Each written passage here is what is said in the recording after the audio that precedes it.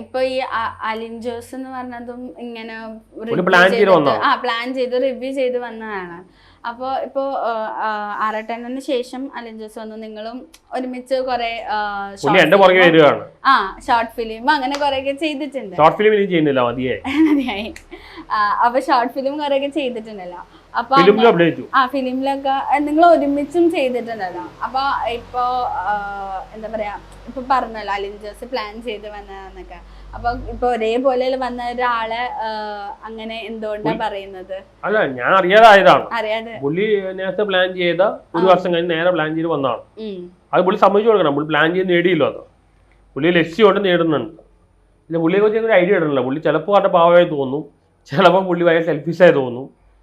അല്ല, അറിയില്ല. എന്നാലും അലിൻ ജോസിന്റെ വീഡിയോ ഒക്കെ കാണുമ്പോ ആൾക്ക് തൊലിക്കട്ടി ഭയങ്കരമാണ്. എന്നെക്കാട്ടും തൊലിക്കട്ടി ഉണ്ട്. കമന്റ്സ് മുഴുവൻ വായിക്കും പുള്ളി. പിന്നെ ആരെങ്കിലും തെറി വിളിക്കാൻ വേണ്ടി വിളിക്കുന്നവനാണ് പുള്ളി പോകും. തൊലിക്കട്ടി എന്നെക്കാട്ടുണ്ട്. പിന്നെ എന്നെക്കാട്ടും പ്രാക്ടിക്കലുമാണ് ആള്.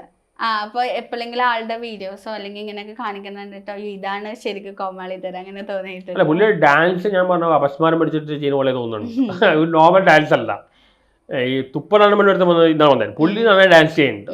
ആ ഇന്ത്യൻ ടൂർ ഇറങ്ങിയപ്പോ അന്ന് വന്നില്ലേ, പുള്ളി നന്നായി ഡാൻസ് ചെയ്യുന്നുണ്ട്.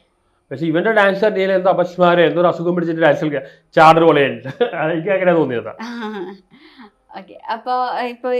അവനാണ് കോമാളിത്തം കൊണ്ടുവന്നത്. അത് അനുകരിച്ചാൻ ടൈഗർ അണ്ണൻ, കിംബോയ് ഇവരെല്ലാം വരുന്നത്. അങ്ങനെ ചെയ്താലാണ് ഫേമസ് ആവാൻ പറ്റുള്ളൂ എന്നൊരു ആ ഒരു കോൺസെപ്റ്റ്. അവിടെ നെഗറ്റീവാണ്, കോമാളിത്തമാണ് നെഗറ്റീവാണ്. ആൾക്കാർക്ക് എന്റർടൈൻമെന്റ് അതൊരു ട്രെൻഡ് പോലെ ആയി, ട്രെൻഡായി മാറി. അത് പെരേര മൂലം അങ്ങനെ തുടങ്ങിയത്. ഞാൻ അങ്ങനെ കാണിച്ചിട്ടില്ല. ഇപ്പൊ പലപ്പോഴും പലരും കമന്റ് വരാൻ ഓരോ ഫിലിം ഇറങ്ങുമ്പോഴും വനിതാ തിയേറ്ററിന് അവിടെ ഒരു പോസ്റ്റ് മെന്റൽ ഹോസ്പിറ്റലാണ്. ഓരോ ആഴ്ച മീഡിയക്കാരും ഓരോ ആൾക്കാരെ കൊണ്ടുവന്നുകൊണ്ടിരിക്കുകയാണ്. പുതിയ പുതിയ ട്രെൻഡ് സെറ്റേഴ്സ്. കിംബോയ് പിടിച്ചിട്ടുണ്ട് കേട്ടോ. കിംബോയ് പുള്ളിക്ക് ഇൻസ്റ്റയിൽ പണ്ടേ റീച്ച് ഉണ്ട്. കിംബോയ് ഉദ്ഘാടനം കിട്ടണമാണ്. പിന്നെ തുപ്പലാണ് ഇവരുടെ ഒരു ചാൻസ് ഉണ്ട്. തുപ്പലാണെങ്കിലും എന്നെ അടിക്കാൻ വേണ്ടി നടന്ന പാർട്ടിയാണ്. നേരിട്ട് കണ്ടപ്പോ എല്ലാം മാറി. ഇവരെല്ലാം പെരേരക്ക് ഒരു പേടിയുണ്ട്. ഭീഷണിയാവുമോ? പെരേരക്ക് ഒരു പേടിയില്ല. പിന്നെ ഇനിയിപ്പോ ഓരോ കിടക്കാച്ചിയാണ് എന്തൊക്കെയോ കുറെ പേരുണ്ട്. എന്തൊക്കെയോ പേരല്ല. എല്ലാ ആഴ്ച ഓരോ മേജർ റിലീസ് ആകുമ്പോ ഓരോ ആൾക്കാർ വരിക. ഈ ഇങ്ങനെ പുതിയ ആൾക്കാരൊക്കെ വന്നപ്പോൾ എനിക്കൊരു ഭീഷണിയാവും എന്ന്. ഭീഷണിയല്ല, നമ്മുടെ ആൾക്കാർ അവഗണിക്കുകയാണ്. മീഡിയക്കാർ പോയി അവരുടെ പുറകെ കൊടുക്കണം. അവർക്ക് റീച്ച് വേണ്ടേ. എനിക്ക് എന്തായാലും കോമാളിത്തരം കളിക്കാൻ ഭയങ്കര ബുദ്ധിമുട്ടാണ്. ഇപ്പൊ ഓക്കെ, ഇനി ഇങ്ങനൊരു ഇപ്പൊ കോമാളി തരാണെങ്കിലും ഇപ്പൊ റിവ്യൂ വരുമ്പോഴും കോമാളി എന്നുള്ളൊരു അറിയാം. മണപ്പൂരം ചെയ്യുന്നതാണ് അവൻ. അല്ല, ഇപ്പൊ സന്തോഷത്തിനും അങ്ങനെ ഒരു ഇമേജ് ആക്കിയത്. അപ്പൊ അതുകൊണ്ട് ഇനി റിവ്യൂ ചെയ്യുന്നില്ല അങ്ങനെ എന്തെങ്കിലും തോന്നി? അല്ല, ഇങ്ങനെ ഫെയിം കിട്ടുന്ന റെയറാണ്. ഇപ്പൊ എന്നെല്ലാം കേരളത്തിൽ മാത്രമല്ല, ത്രൂ ഔട്ട് വേൾഡ് പല കൺട്രിയിലും എല്ലാ സ്മാർട്ട് ഫോമിങ്ങിനും എല്ലാ റിലീസും അറിയാം. അപ്പൊ അങ്ങനെ ഫെയിം ഞാൻ എൻജോയ് ചെയ്യുന്നുണ്ട്. പക്ഷെ ആ ഫെയിം കളയാൻ താല്പര്യമില്ല. പക്ഷെ 50-50 ആണ്. സമ്മിശ്ര പ്രതികരണം പോലെ 50% പോസിറ്റീവ്, 50%. എനിക്കൊരു മലപ്പുറം, കോഴിക്കോട്, കണ്ണൂർ, കാസർഗോഡ് അവിടെ ഒരു ആൾക്കാർക്ക് എന്നെ ഭയങ്കര ഇഷ്ടമാണ്. എവിടെ ലുലുമാൾ കണ്ടു ഭയങ്കര ഇഷ്ടമായിട്ട് സംസാരിക്കും. നല്ല മനുഷ്യർക്ക് എന്നെ ഇഷ്ടമാണ്. ഈ വിളഞ്ഞ സാധനങ്ങളാണ് നമ്മൾ കളിയാക്കി കൊണ്ട് പോകുന്നത്.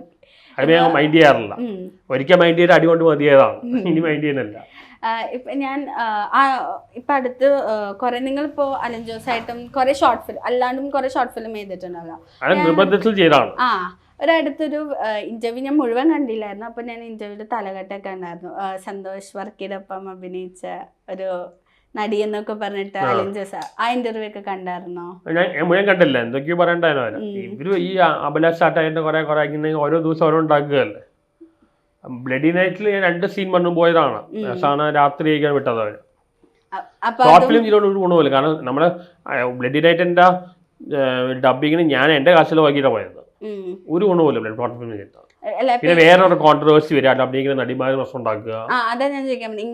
പലയിടത്തും ഒരു കേസ് വരണ്ടായിരുന്നു. ഒരാൾ പോയി ഞാൻ അവരൊപ്പം അഭിനയിച്ചിട്ട് പോലും ഇല്ല. ഇവരായിട്ട് എന്തോ ബ്ലഡി നൈറ്റായിട്ട് പ്രശ്നം ഉണ്ടായിരുന്നു.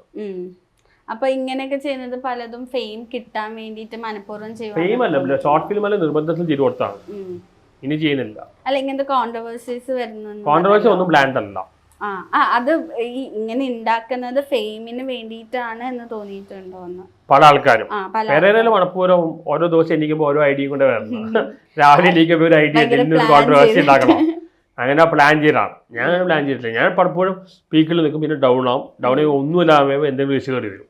പക്ഷെ അത് പ്ലാൻ ചെയ്ത് വന്നല്ല.